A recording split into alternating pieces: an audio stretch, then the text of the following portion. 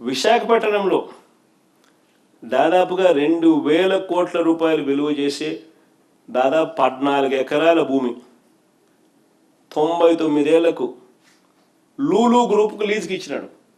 ఎలాంటి టెండరు లేదు, ఎలాంటి ఆక్షను లేదు. కేవలం కంపెనీ రాసిన లెటర్ ఆధారంగా ఈ భూములు వాళ్ళు మాల్ కట్టుకునేదానికి ఈయన ఇచ్చినాడు. ఇదే లూలు గ్రూపు అహ్మదాబాద్లో, గుజరాత్లో 16 ఎకరాల భూమిని 519 కోట్ల రూపాయలకు వేలంలో కొనుగోలు చేసి మాల్ కడతా ఉన్నారు గుజరాత్లో. ఇదే లూలు గ్రూపు 16 ఎకరాల భూమి 519 కోట్ల రూపాయలు బిడ్డింగ్ చేసి ఆక్షన్లో భూమి కొని అక్కడ మాలు కొడతా ఉన్నారు.